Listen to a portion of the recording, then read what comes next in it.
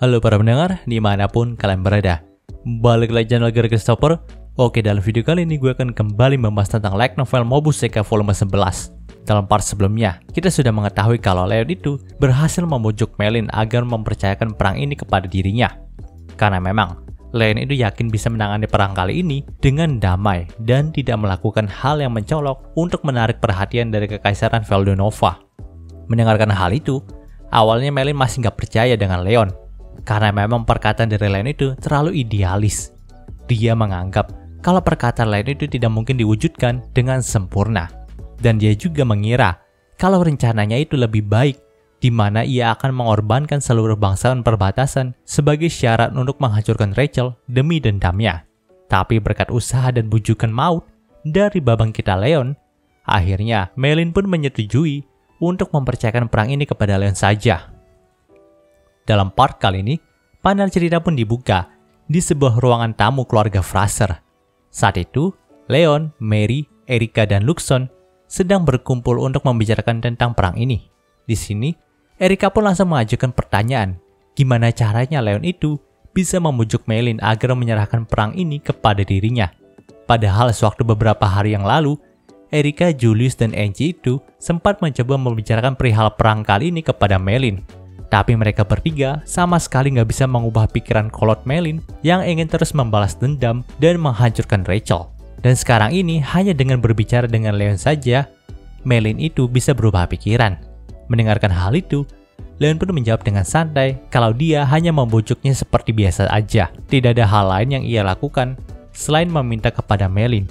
Tentu aja Erika pun masih belum percaya dengan perkataan dari pamannya itu. Mendengarkan pembicaraan dari keduanya, Mary pun langsung berkata nih, kalau pastinya Leon itu melakukan sesuatu yang aneh nih kepada Melin. Karena nggak mungkin Leon itu bisa membujuk wanita berhati hitam itu dengan begitu mudahnya. Tentu aja terjadi pertengkaran di antara Leon dan Mary karena perkataan tadi. Tapi terlepas dari itu semua, Erika pun melerai mereka. Dan di saat situasinya sudah tenang lagi, Erika pun kembali mengajukan pertanyaan lagi nih kepada pamannya itu. Jadi, bagaimana Leon akan menyelesaikan perang kali ini? Bukankah akan sulit bagi mereka mengambil jalan damai mengingat Rachel lah yang menginginkan perang kali ini? Di sini, Leon pun kembali menjawab dengan santai nih, kalau dia akan langsung masuk ke ibu kota kerajaan Rachel, lalu membuat Raja Rachel itu terpental dengan satu serangan saja. Mendengarkan jawaban konyol itu, Erika pun hanya bisa terdiam sambil memandang Leon dengan tatapan yang tidak percaya. Merasa kasihan dengan Erika, akhirnya Mary pun berkata kalau Erika itu tenang aja. Dalam hal seperti ini, kakaknya pasti akan bisa mengatasinya dengan jalan yang terbaik. Di sini Erika pun hanya bisa berkata kalau ibunya itu sangat percaya kepada pamannya ya. Mary pun sedikit shock dengan jawaban dari Erika itu. Tapi ia pun berkata lagi sambil menggaruk pipinya kalau memang dia bisa mendapatkan kepercayaan itu karena dia itu sudah lama sekali berada di sisinya Leon. Mendengarkan hal itu, Erika pun memastikannya lagi nih kepada Leon, apakah memang perang ini akan baik-baik aja. Nah, di sini Leon pun berkata kepada Erika nih supaya Erika itu nggak usah khawatir lagi. Kalau memang nih Luxon itu selalu ada di sampingnya, maka dari itu dia pasti akan bisa menang. Mendengarkan hal itu, Luxon pun hanya bisa berkata dengan ketus nih. Pada akhirnya, Leon itu akan selalu mengandalkan kekuatan dirinya untuk menyelesaikan perang ini ya. Panel cerita pun berpindah ke lorong wilayah Fraser. Saat Erika ingin beristirahat di dalam kamarnya, ia pun langsung dihampiri oleh Melin yang nampak ingin berbicara dengan dirinya nih. Maka dari itu Erika pun langsung mengundang Melin untuk masuk ke kamarnya aja. Dalam pembicaraan itu nampaknya Melin sedikit gugup nih dalam menghadapi putrinya sendiri. Tentu aja hal itu sangat membuat Erika jadi heran. Karena nggak biasanya Melin itu gugup di hadapan seseorang. Tapi nampaknya di sini Melin mulai jujur kepada dirinya sendiri nih. Ia berkata kalau selama ini dia telah salah sangka. Dia mengira Erika akan lebih bahagia jika dirinya menikah dengan Leon. Ya, pada awalnya, Melin itu ingin berniat untuk membatalkan pertunangan Erika dengan Elia secara sepihak aja setelah perang ini udah selesai dan menjodohkannya dengan Leon gitu. Namun saat berbicara dengan Leon, ia pun disadarkan kalau Leon itu tidak menyukai Erika. Yang Leon sukai hanyalah Melin. Maka dari itulah dia pun mengurungkan niatnya untuk menjodohkan Erika dengan Leon. Lagi pula, sekarang ini Erika juga sudah memiliki Elia dan dia nampak bahagia sekali dengan Elia. Mendengarkan semua pengakuan itu, Erika pun langsung bisa memaafkan Melin nih. Di sini Melin pun menangis melihat betapa baiknya Erika kepada dirinya. Lalu ia juga tidak menyangka kalau Erika dan Julius itu sudah tumbuh dewasa dan bisa mengambil pilihan mereka masing-masing sekarang. Hal itulah yang membuat Maylin sedikit kesepian karena sudah tidak bisa mendidik anak-anaknya lagi. Dan kalau saja si Erika itu terlihat lebih kejam, maka Maylin udah pasti menjadikan Erika sebagai penerusnya nih. Tapi dia juga bahagia ketika melihat putrinya itu tumbuh menjadi seorang gadis yang baik hati, tidak seperti ibunya yang memiliki hati hitam. Melihat situasi yang mengharukan seperti ini, Erika pun berkata dalam hatinya, kalau mungkin ini bukanlah saat yang tepat untuk menanyakan bujukan apa yang Leon berikan kepada Maylin. Panel cerita pun berpindah ke danau wisata keluarga Fraser. Saat itu, Leon sedang duduk bersebelahan dengan Carl. Dan di sini, Leon pun langsung berkata, bolehkah aku berbicara sebentar yang mulia? Tentu aja Carl pun sedikit kaget dengan pernyataan dari Leon itu. Dia tidak menyangka penyamarannya ini akan terbongkar di hadapan Leon. Tapi ia pun bertanya, apakah Leon itu mendapatkan identitas aslinya dari perkataan Finn? Atau dia itu hanya bisa mendapatnya saja? Mendengarkan hal itu, Leon pun berkata, kalau dia bisa menyimpulkan hal ini karena dia selalu memperhatikan pembicaraan di antara Carl dan Finn. Lagi pula dengan alasan untuk menengok Mia saja sampai pergi ke Holford ini sudah membuat Leon curiga kalau Carl adalah Kaisar Veldonova. Karena memang dia sudah tahu dalam setting seri ketiga Otome Game ini, Mia adalah anak haram dari Kaisar Veldonova sendiri. Di sini, Leon pun langsung mengutarakan pendapatnya kalau dia itu akan menyerang kerajaan Rachel untuk mengatasi perang ini. Jadi apakah Kekaisaran Veldonova itu bisa mentolerir tindakannya kali ini?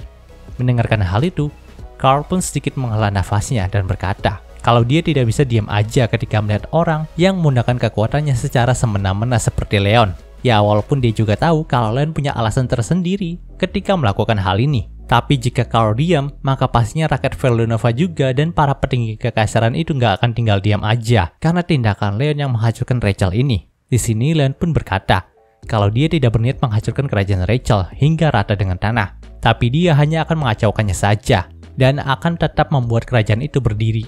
Jadi di sini Leon juga bertanya nih, kalau sejauh mana yang boleh dia lakukan agar kekaisaran Veldonova itu tidak marah karena tindakannya. Mendengarkan hal itu, Carl pun langsung mengerutkan keningnya dan berkata, kalau sikap Leon yang seperti inilah yang membuat citra Leon itu menjadi buruk di hadapan banyak orang. Leon pun tidak bisa menolak perkataan itu, karena itu adalah kebenaran. Panel cerita pun berpindah ke hanggar milik keluarga Fraser. Saat itu, Leon dan Julius pun menyambut baik kedatangan dari Jill, Greg, Chris, dan Brad nih. Karena memang mereka berempat sudah melakukan tugasnya dengan sangat baik. Maka dari itu banyak juga aliansi dari kerajaan Rachel yang tadinya bergabung, itu udah mengundurkan diri sekarang ini. Namun saat itu, Leon pun menyadari kalau keadaan dari Greg, Chris, dan Brad itu seperti orang yang setengah hidup. Jadi di sini Leon pun mencoba menanyakannya kepada Jill nih. Mendengarkan hal itu, Jill pun hanya bisa berkata kalau mereka semua telah bekerja keras di bawah kepemimpinannya. Maka wajar aja mereka bertiga itu terlihat sangat lelah. Tentu aja Leon pun berkata kalau nampaknya Jill itu menjadi orang yang sangat berbahaya ya jika diberikan kewenangan bebas. Di sini, Jill pun hanya bisa tersenyum karena perkataan itu. Tapi Leon pun menyampaikan kabar buruk nih, kalau memang mereka itu harus tetap berperang dengan Rachel, walau sudah mengurangi banyak aliansi dari mereka. Tentu aja, hal itu sedikit membuat kecewa Jill, Greg, Chris, dan Brad nih. Mereka menganggap kalau pekerjaan yang mereka lakukan selama ini akan sia-sia jika tetap berperang gitu. Tapi Leon pun berkata, kalau ini adalah hal yang tidak bisa dihindari. Untungnya Leon itu masih memiliki rencana untuk mengatasi peperangan dengan Rachel ini, dan memastikan kalau mereka bisa menang. Panel cerita pun berpindah ke ruangan rapat dari Einhorn. Saat itu semuanya pun berkumpul. Di sana ada Leon, 3 tunangannya, 5 pangeran idiot, Erika, Mary, dan Maylin. Bahkan ada juga Finn dan Carl yang memang diundang dalam rapat itu. Di sini Leon pun langsung menyampaikan ini dari rencananya aja. Kalau dia akan menyerang ibu kota Rachel dan menghancurkan semua armor magis yang menjadi kartu as bagi Rachel. Dengan begitu Rachel juga tidak akan bisa berbuat semena-mena lagi. Hancurnya semua armor magis itu juga akan membuka jalan negosiasi bagi Rachel dan Holford nih, untuk bisa berdamai tentunya. Namun, hal yang menjadi masalah sekarang ini, mereka masih kekurangan personil untuk melakukan rencananya. Mau seberapa kuat apapun si Arrogance, Einhorn, dan Licorn ini, mereka tetap tidak bisa menghadapi satu batalion armor magis dalam waktu yang bersamaan.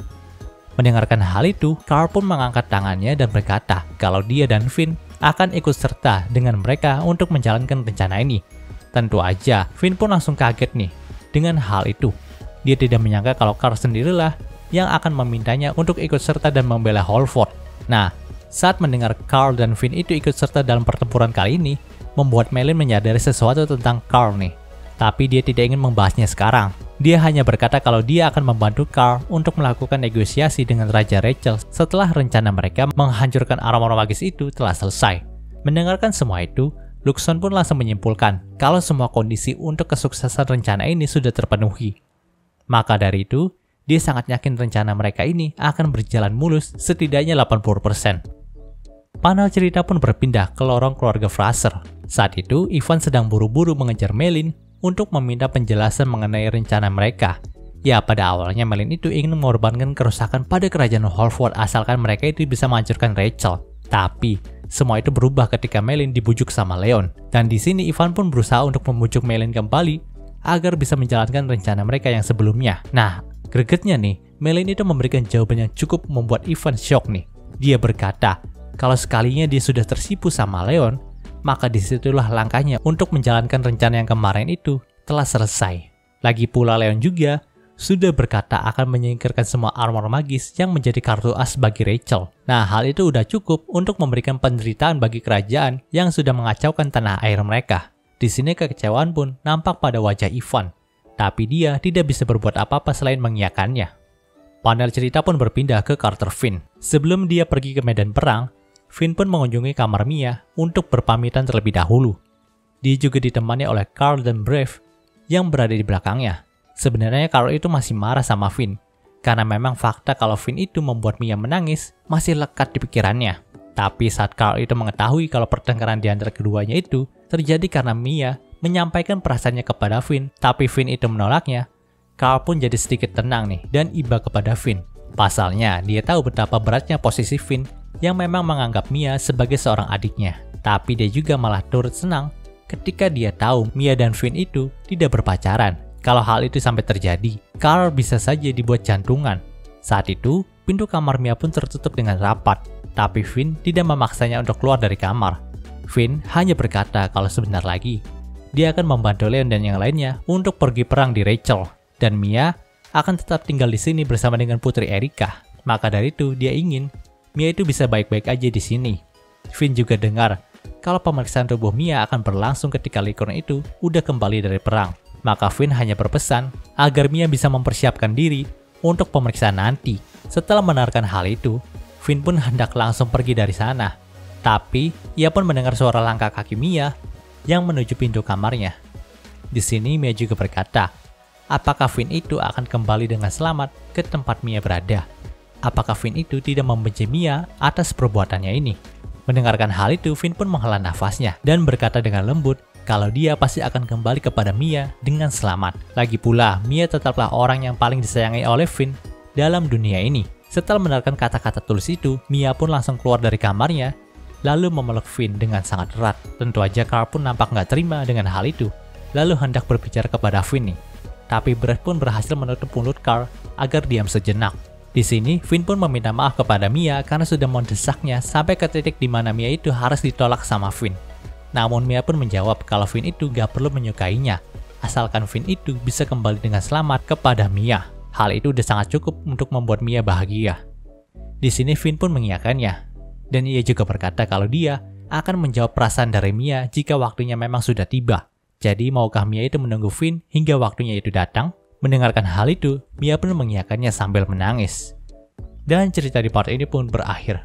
Oke, mungkin sudah pembahasan singkat untuk Mobusekanya kali ini. Jika kalian suka video ini, jangan lupa untuk like, komen, subscribe, dan juga share agar gue lebih semangat dalam membuat video dalam channel ini. Terima kasih telah mendengarkan sampai detik ini. Gue Gary Christopher, signing off.